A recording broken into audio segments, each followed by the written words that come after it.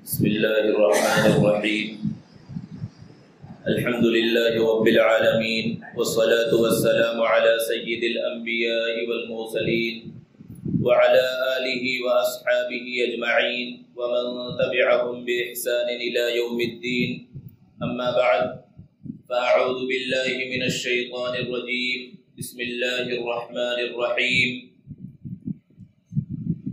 يا أيها الناس إنا خلقناكم من ذكر وأنثى وجعلناكم شعوبا وقبائل لتعارفوا. وقال النبي صلى الله عليه وسلم: يا معشر الشباب من استطاع منكم الباءة فليتزوج فإنه أغض للبصر وأحصن للفرج، ومن لم يستطع فعليه بالصوم فإنه له وجاء، او كما قال علیہ الصلاۃ والسلام. معزز سامعین کرام، بزرگوں اور دوستوں، یہ نکاح کی محفل منعقد ہو رہی ہے اور بڑی خوشی کی بات یہ ہے کہ مسجد میں اس کو منعقد کیا جا رہا ہے. نبی کریم صلی اللہ علیہ وسلم نے ارشاد فرمایا کہ اپنے نکاح مسجد کے اندر منعقد کرو. اسلام دین فطرت ہے، اور دین فطرت کا مطلب یہ ہے کہ طبعی طور پر انسان کو جس چیز کی ضرورت پڑ سکتی ہے، اسلام میں ان سب چیزوں کا خیال کیا گیا ہے اور مسلمانوں کو اس کی اجازت دی گئی ہے. دیگر مذاہب کا حال یہ ہے کہ انہوں نے فطرت سے مقابلہ کیا اور غیر فطری چیزوں کو اختیار کیا، جس کی وجہ سے وہ کامیاب نہ ہو سکے. بہت سارے مذاہب ہیں دنیا کے اندر جس میں ترک دنیا اور ترک لذات کو ہی اصل دین سمجھا جاتا ہے، اصل مذہب سمجھا جاتا ہے. وہ عیسائیوں کے اندر ہو یا ہمارے برادران وطن کے اندر ہو یا بدھ مذہب کے ماننے والوں کے اندر ہو، کہ سنیاس لے لینا اور دنیا سے کٹ جانا، بیوی بچوں سے الگ ہو جانا یا شادی بیاہ ہی نہ کرنا، اس کو عین عبادت سمجھا جاتا ہے.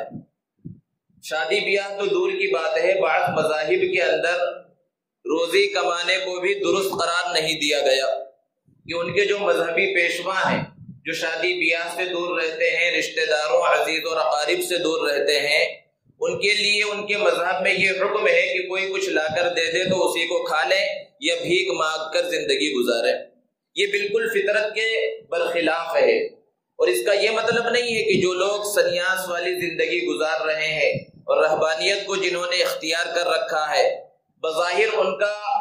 حلیہ اور ان کی ظاہری صورت ہو سکتا ہے اچھی نظر آ رہی ہو، لیکن باطن ان کا بھی خراب ہے. جنسی اعتبار سے ہو یا معاشی اعتبار سے ہو، وہ سکون کے اندر نہیں ہے. اسلام نے ان سب چیزوں کا بہت زیادہ پاس و لحاظ کیا ہے. اور شادی بیاہ اور نکاح کی اجازت تو الگ چیز ہے، معاش کی اجازت دی، بلکہ اس کی جانب ترغیب بھی نبی کریم صلی اللہ علیہ وسلم نے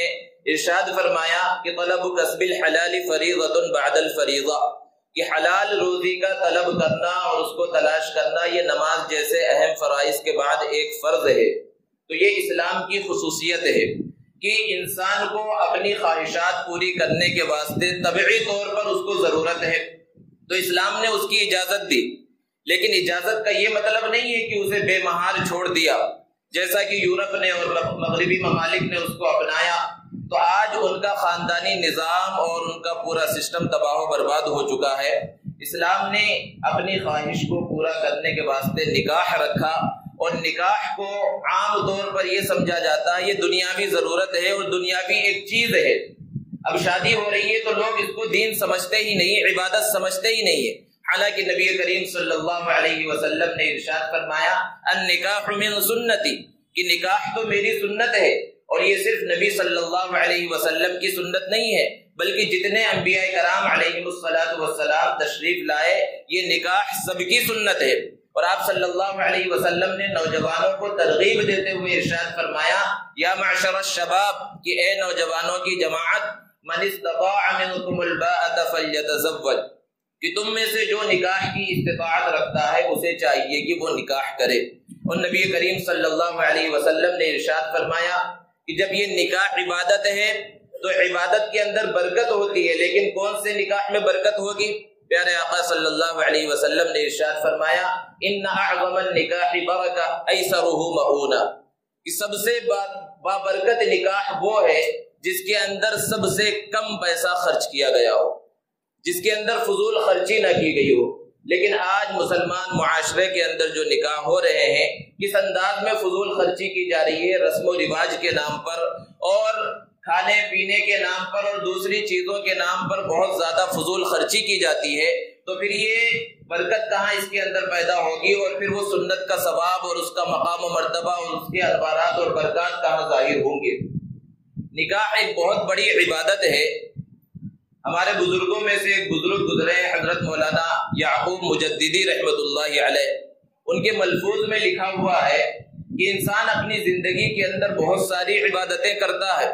سب سے بڑی عبادت اور سب سے زیادہ وقت تک چلنے والی عبادت نکاح ہے،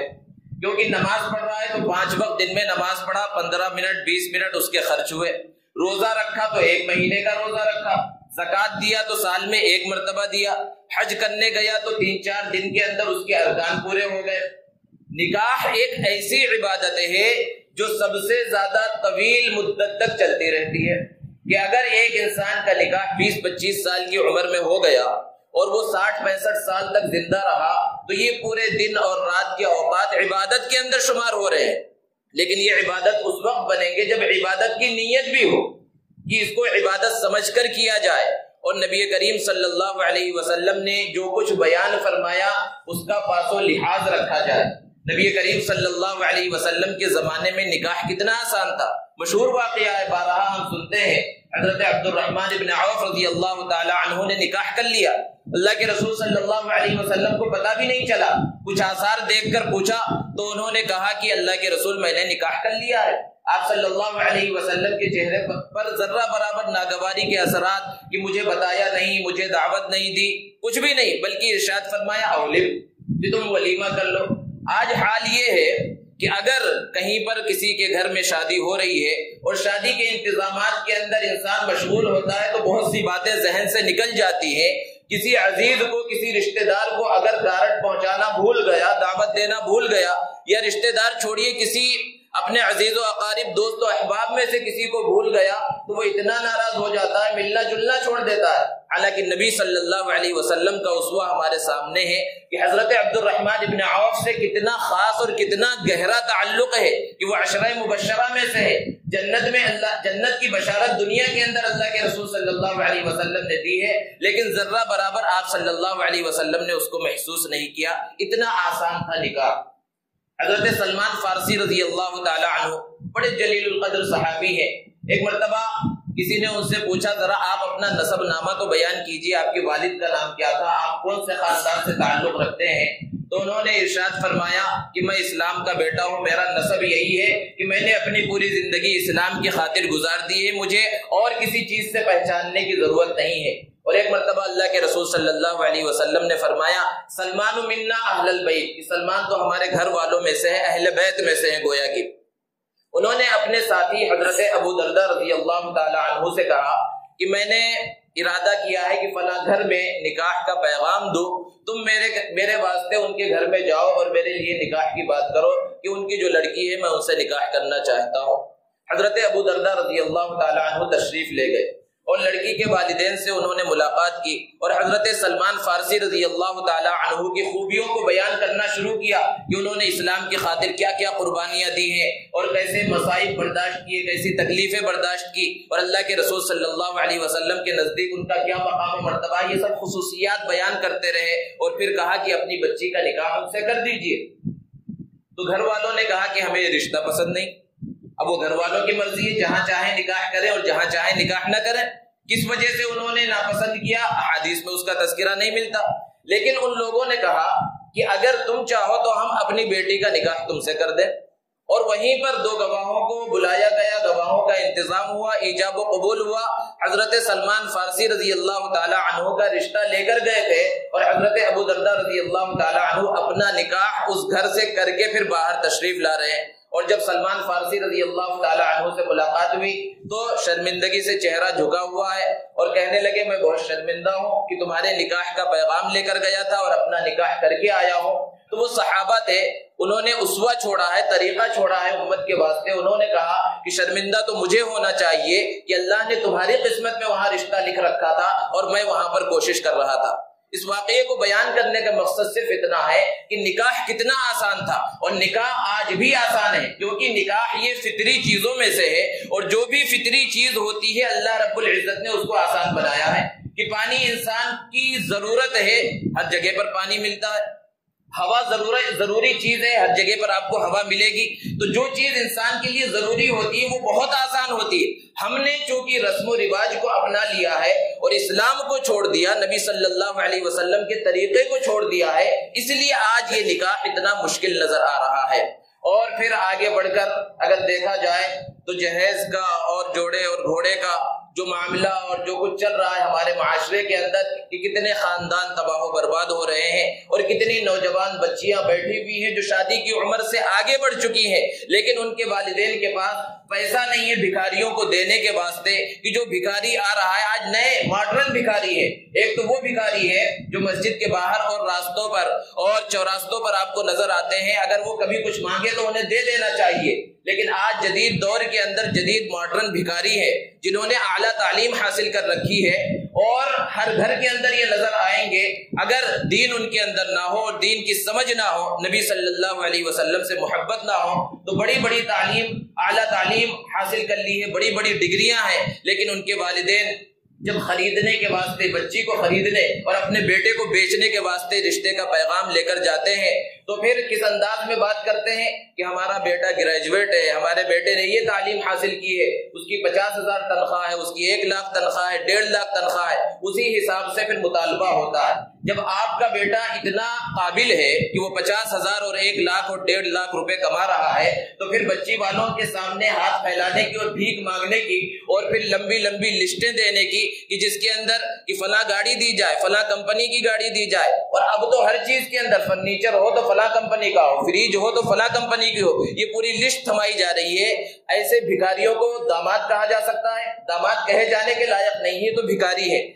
یہ جو پھیل رہا ہے ہمارے معاشرے کے اندر، ہمارے نوجوانوں کو سمجھنا چاہیے، اور خاص طور پر ان نوجوانوں کو جن کا ابھی نکاح نہیں ہوا ہے، وہ تو یہ پختہ ارادہ کر لیں، یہ تہیہ کر لیں کہ کچھ بھی نہیں لیں گے اور بغیر کسی چیز کو لیے ہوئے وہ نکاح کریں گے، کیونکہ شادی کے اندر اصلاً تو کوئی خرچ ہے ہی نہیں، اور جو خرچ ہے وہ لڑکے کے ذمے ہے۔ 2 بڑے خرچ ہیں، ایک ہے مہر کا خرچ کہ مہر ادا کرنا یہ لڑکے کی ذمہ داری ہے، اور دوسرا خرچ ہے ولیمے کا۔ باقی اس کے علاوہ تو نکاح میں اور شادی کے اندر کوئی خرچ ہے ہی نہیں شرعی اعتبار سے۔ یہ جو کچھ خرچ کیا جا رہا ہے یہ سب ہم نے بنا لیا ہے، یہ نہ تو اسلام سے ثابت ہے نہ قرآن اور حدیث سے ثابت ہے۔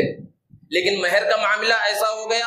کہ بینڈ باجے پر اور اللہ اور فلاں پر ہزاروں اور لاکھوں روپے خرچ کیے جا رہے ہیں، اور جب قاضی نکاح پڑھا رہا ہوتا ہے، ایجاب و قبول کر رہا ہوتا ہے، تو وہ پوچھتا ہے نوشے سے، دولہے میاں سے کہ بھئی یہ نقد ہے یا ادھار ہے؟ تو کہتے ہیں ادھار ہے، ساری چیزیں نقد ہے، ادھر سے سب کچھ نقد لے لیا گیا ہے، لیکن جو اصل چیز تھی، جو شرعی چیز تھی، جس کو ادا کرنا ضروری تھا، اس کو ادھار رکھا جا رہا ہے۔ اور نبی صلی اللہ علیہ وسلم نے فرمایا کہ اگر مہر دینے کا ارادہ ہی نہ ہو تو یہ نکاح ہی نہیں ہوا، یہ تو زنا ہو رہا ہے۔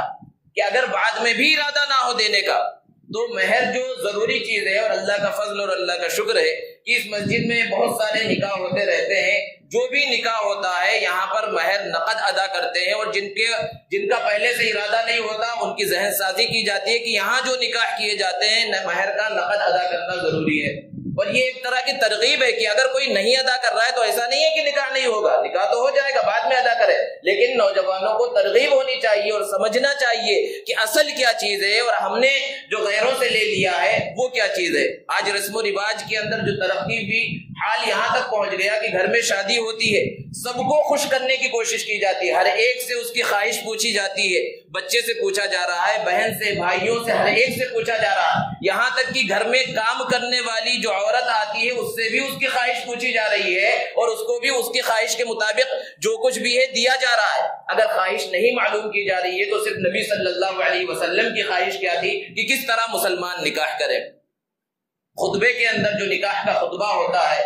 اس میں جو 3 آیتیں پڑھی جاتی ہیں عام طور اس میں قدر مشترک جو چیز ہے وہ تقویٰ ہے، اور دوسری چیز ہے حسن معاشرت، کہ دونوں طرف سے یہ نکاح جب ہوتا ہے اور ایجاب و قبول ہوتا ہے اور دولہا جو کہتا ہے کہ میں قبول کر رہا ہوں، میں نے قبول کیا، تو یہ صرف لڑکی کو قبول نہیں کرتا بلکہ یہ پورے خاندان کو قبول کرتا ہے۔ اس کا میں نے قبول کیا یہ کہنے کا مطلب صرف لڑکی کو قبول کرنا نہیں ہے، بلکہ اس لفظ کے ذریعے وہ یہ بھی کہہ رہا ہے کہ لڑکی کے جو والدین ہیں میں نے ان کو اپنے والدین کے طور پر قبول کیا، لڑکی کے جو بھائی بہن ہیں ان کو اپنے بھائی بہن کے طور پر قبول کیا، لڑکی کے جو خاندان ہے اور ان کا جو قبیلہ ہے اپنے خاندان کے طور پر قبول کیا۔ اسی لیے اللہ رب العزت نے نکاح کو اپنی نشانیوں میں سے قرار دیا کہ نکاح میری نشانیوں میں سے۔ اللہ کی نشانی کا مطلب کیا ہے کہ کوئی دوسرا اس کو نہ کر سکے، جیسے کہ اللہ رب العزت نے بیان فرمایا وَآیَةٌ لَهُمُ الْأَرْضُ الْمَيْتَةُ وَآیَةٌ لَهُمُ اللَّیْلُ وَمِنْ آیَاتِهِ خَلْقُ السَّمَاوَاتِ وَالْأَرْضِ، یہ زمین کا پیدا کرنا، آسمانوں کا پیدا کرنا، یہ سب اللہ کی نشانیوں میں سے۔ اسی طرح نکاح کے بارے میں بھی اللہ نے بیان فرمایا کہ نکاح بھی میری نشانیوں میں سے۔ علماء نے اس کی تفسیر بیان فرمائی کہ اللہ کی نشانی ہونے کا مطلب کیا ہے کہ جب 2 خاندانوں میں بات چیت ہوئی اور رشتہ طے ہوا اور لڑکے نے لڑکی کو کبھی نہیں دیکھا، کبھی ملاقات نہیں ہوئی، اب اگر اس لڑکے سے کہا جائے کہ بھئی فلاں لڑکی کا ایکسیڈنٹ ہو گیا یا وہ بہت زیادہ بیماری کے اندر مبتلا ہے، تو وہ لڑکا کیا کہے گا کہ بھئی دنیا میں بہت سے لوگ بیمار ہیں، بہت سے لوگ تکلیف میں مبتلا ہیں، میں کس کس کا غم کروں؟ یہی بات اگر لڑکی سے کہی جائے کہ فلاں بچہ جو ہے بیمار ہے اور مہلک بیماری کے اندر مبتلا ہو گیا، تو وہ بچی بھی یہی کہے گی، تھوڑا افسوس کا اظہار کرے گی کہ دنیا کے اندر بے شمار لوگ ہیں جو اس طرح جو ہے بیمار ہو جاتے ہیں۔ لیکن اگر رشتہ طے ہو جائے اور ایجاب و قبول کے 2 بول لیے جائے اور ابھی بھی لڑکے نے لڑکی کو نہیں دیکھا، نہ لڑکی نے لڑکے کو دیکھا، اب جب نکاح ہو گیا، ایجاب و قبول ہو گیا اور لڑکے نے اور لڑکی نے کہہ دیا میں نے قبول کر لیا، اب اس کے بعد اگر لڑکے سے کہا جائے کہ ابھی جس سے تمہارا نکاح پڑھایا گیا ہے اس کا ایکسیڈنٹ ہو گیا،